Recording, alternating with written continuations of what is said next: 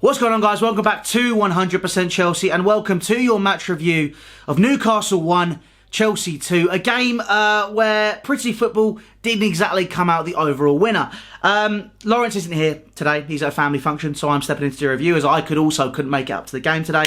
So yeah, let's get straight into it. Let's have a chat about the game. So obviously, we started the game off 4-3-3. Willian coming out alongside and Barkley coming out as well, and having Kovacic and Eden Hazard come in to replace them. Obviously, two players that went to the World Cup and came back very late in comparison to the other players. Last week, I think people were all pretty self-assured in knowing that they wanted to see Hazard start and they wanted to see Kovacic come into the side, and we wanted to see the link up between the two of them. Newcastle themselves set out with a 5 at the back formation, going through for a 5-4-1, obviously looking to see the game out and get a draw. Rafa Benitez setting up very deep to almost potentially hit on the counter as well. DeAndre Yedlin playing as that wing back who has a lot of pace and can definitely attack down what would be our left hand side, which has already been pointed out to be one of our weaker points, with Marcos Alonso so fantastic offensively but also not great going back. But let's get straight into the game. The first half, there wasn't very many talking points. I think Alvaro Morata did link up the play pretty well. There were times where he could have come in a bit closer and definitely helped out more players and could have had a much better first touch. He's not a top world striker, and that was seen in his ability with those touches. However, he did okay. I thought he could have done better, but you know, he's finding his feet in this new system, as are many of our other players. Let's start at the back, and obviously Kepa was the guy in the goal. Now, a lot of people were worried about his form, considering he conceded 2 goals in 15 minutes last week. However, he came in today, and you know, he did what he needed to do, made some good saves. However, we are still seeing that he is finding his feet. He did concede a goal at the near post from straight after we'd gone up and scored a penalty. Obviously, Eden Hazard converting that in the second half. But, you know, I think this guy is a keeper which we can see starting to develop and start to grow. You know, at Bilbao, he was touted as one of the best future talents in world football in the goalkeeping position. And, you know, it's only been a few games, and there's a lot of people I've heard saying stuff about him where they're not completely sold on him, and that's completely understandable. I thought his distribution today was pretty good. Obviously, going into the back line, you know, we had Azpilicueta starting at right back with Rüdiger and David Luiz making up our 2 centre-halves, and Marcos Alonso playing on the left-hand side. Marcos Alonso obviously playing a role in the final goal, which came off the DeAndre Yedlin and counted as an own goal. However, we got that goal, lads. I hope he gets that counted, because it all comes down to fantasy points for me at the minute. Again, he's a massive threat going forward. He's very physical. He's very powerful. He delivers great balls. However, going back down that left-hand side, we did have some issues with Jorginho having to fill in a lot at that slot where he should be commanding that midfield 3. You know, I think it was something which needs to be considered. However, again, he did play a part in the goal, so that's probably why he's keeping his position, which is fair enough. I think we can't really slate him today. He did a fantastic job going forward. He was powerful, great runs, great balls into the box, fantastic delivery, and obviously, as we've already said, played a part in that goal. The centre-half pairing, well, that's a completely different story. Antonio Rüdiger, again, with David Luiz. It was a similar story to last week. Luiz was at fault for the goal as well as Kepa. So we're saying Kepa shouldn't get beaten as near post, but the biggest thing there was David Luiz should not have just stood there. He stood and let Joselu get above him. He didn't make any movements, and now that pretty much settles my opinion. I was sat on the fence between Andreas Christensen and David Luiz. Obviously, we all watch Alex Goldberg. I say in every single one of my videos, David Luiz needs to come out, and Andreas Christensen has to come into the side. I feel if everyone moans about distribution, Andreas Christensen has proven he has fantastic distribution, a great centre-half, very young as well, and we can all talk about leadership qualities, obviously, but Andreas Christensen has that as well, but that's a completely different debate. So guys, make sure you check the poll card up there. Ask me, let us know who should be starting alongside Antonio Rüdiger, because let's be honest, he's set in that side. David Luiz or Andreas Christensen, but we'll move on to Rüdiger now, and obviously he rattled the bar in what was, let's be honest, at that point, a very lacklustre game. We weren't moving the ball as fast as we could be. There were a lot of times I felt we were fairly pedestrian. Anyone who talks about the stats of having a lot of the ball, moving the ball about or whatever you want, making however many passes, I understand that Saudi ball is based around that, and it's based around beautiful football, but we're going to see a lot of developments. I think that right now, I'm just glad that we could shithouse a victory, and that's the way I'm going to describe it. It was a shithouse victory. A penalty and an own goal. Fine, I don't care. We got 3 points. Antonio Rüdiger, is the man for that back two. He's setting that side. Extremely mobile, powerful, versatile, physical, a fantastic presence in the side, and a great leader. Not only did he pick up the game and pick up the pace by hitting the bar with a very speculative shot, shall we say, but he was definitely someone who is in this team to stay. Moving on to right back, Azpilicueta. Now today, he was okay. I think that we have to be brutally honest with what we saw. He did make a couple of rash challenges. He isn't overlapping, but that's not what he's used to. He's a very defensive player. Look, we've seen him play on that right side. He hasn't done it for a few years now, and he's been on the left or in the centre half position. Right now, we're going to have to be very careful in what we see and what we want from him. I think he's definitely the captain. He's definitely a name on the team sheet because he's someone who you want as a leader in that team. However, for me, today, he was okay. He could have done better. He did put some great deliveries into the box as well. Very early crosses, which Morata nearly connected with. And obviously Giroud and all the other players in the front three were all obviously having a bit of a field day with balls in terms of deliveries. But, I think that Azpilicueta today, to be honest, we were up against a very, very defensive team. As we're saying, they've already played 5-4-1. I feel that the overarching factor that we take out of today's game was it was hard to break them down.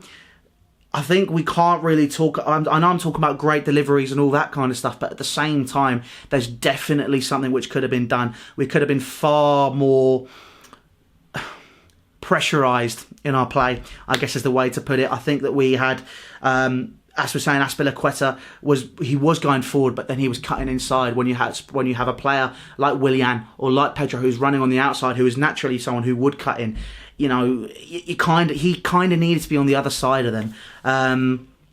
But he's getting used to the position. It's only been 3 games. We can talk about this in December. I feel is a time when we can start looking at this team and kind of judging it and seeing where it could be fixed and where people could be used in other positions and whatsoever. But we'll move into midfield now and let's talk about Jorginho. Jorginho, without doubt, for me, he ran the midfield.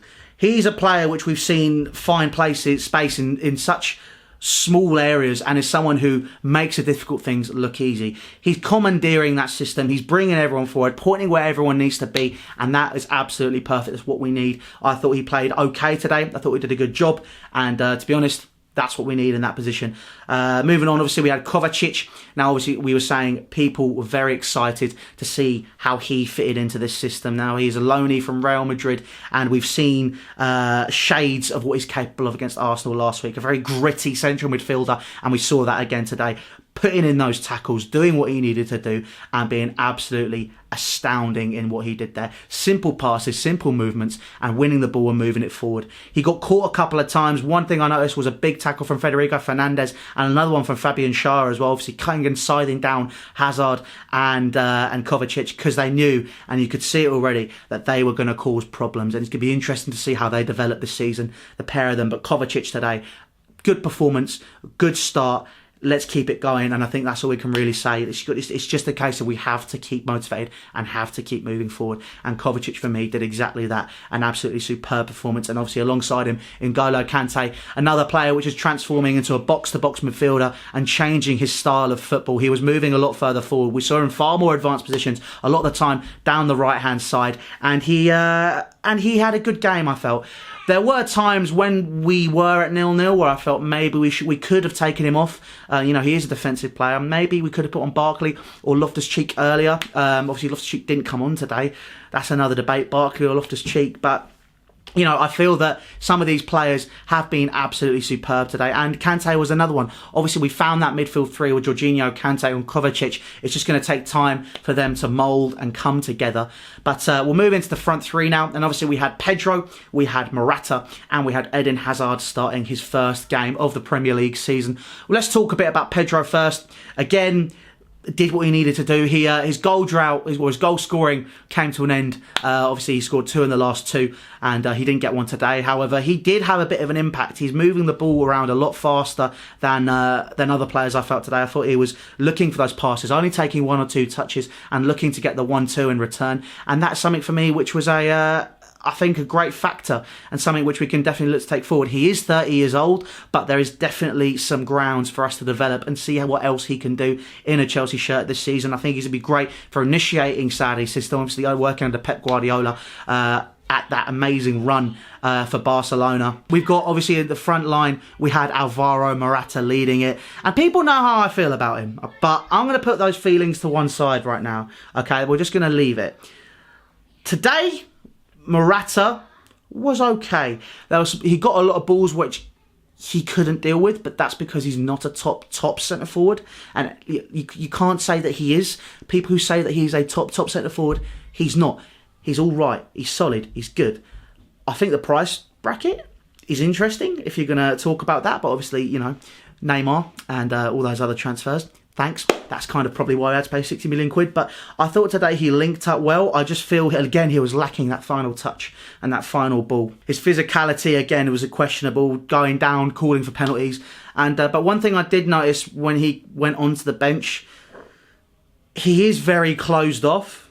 And that's just something, again, which I saw at Burnley last year. I watched him when he put his shirt on. Obviously, I'm not the game, but I only saw what was on the TV. But I watched quite intensely, and I watched Ruben Loftus-Cheek reach for him to kind of say, well done for having a good game, and or you know, whatever you do if your teammates, if you've had a good game or a bad game, you say well done to them. They've worked hard, and he did work hard today. There's no doubt about it. However, he seemed very closed off, and I feel like this is something which is what could be hindering his connection with the other squad players at Chelsea. Maybe that's why he's not got the confidence. Maybe that's not why he's so good. Maybe he closes himself on, is very intense, and you can see that. But we don't know. We're just going to have to see. We're stuck with him until January at least, so I can't really say anything. Personally, I would have started Giroud, and obviously he came on, and I felt that he linked up the play a lot better than Alvaro Morata. I feel like he's someone who understands that. Obviously, he played under Arsene Wenger for a good number of years and understands beautiful football. You say it like that because it's Arsenal. But, you know, let's be honest here, it's a case of, you know, I feel that Giroud was hard done by late on in the game as well for the Joselu goal.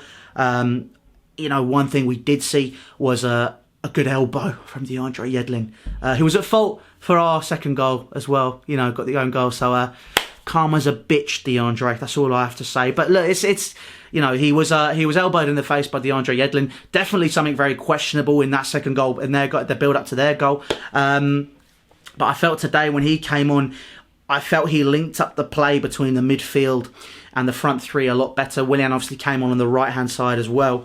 And I felt that it was a very interesting performance from him. I feel like he is definitely someone who could be in contention for that starting lineup spot. I think, obviously, I think that, you know, Maurizio Sarri is going to be pushing for Alvaro Morata. I think that's who he wants to start out of the two of them. We understand that he doesn't really do the big target man. However, at the same time, this is definitely something which needs to be looked at, and it's going to be interesting to see. I think that the physicality and the connecting play that Giroud brings, we saw at the World Cup, despite not scoring, he does have that ability in him to bring players. And we saw it last year as well. He brought players in Hazard, Willian and Pedro at the World Cup, Kylian Mbappe, Griezmann. You saw this movement up the pitch, and Olivier Giroud is definitely someone who I would personally like to see start in those positions.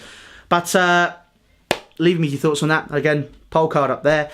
But one more player for us to talk about before we go into the overall performance and talking about what we think about that.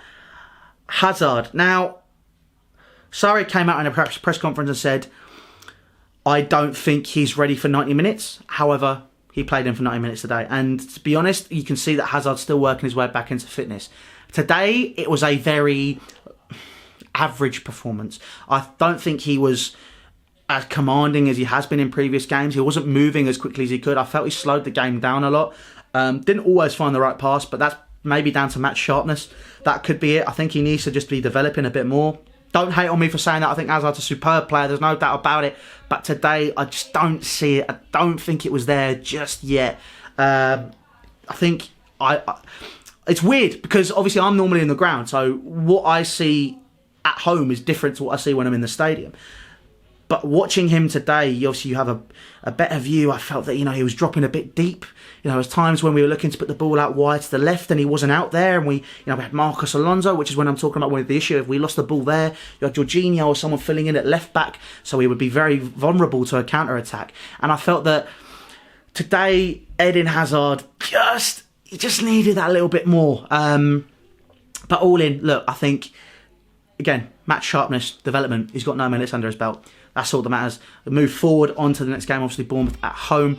But again, as we've already mentioned it, 2-1 victory. Very scrappy win. We were very pedestrian, I felt, in our style of football. But that doesn't matter because we won. 3 points on the board. But guys, thank you for watching this match review. I'm not used to doing these, so don't help me too much. You know, let me know if I have to do it again, which will come down the line. Leave your thoughts down in the comment section below of how else I could do it. Give me an idea of better structures. Obviously, I've gone through the players and talked about the game as we've gone on, talking through these players and how they performed.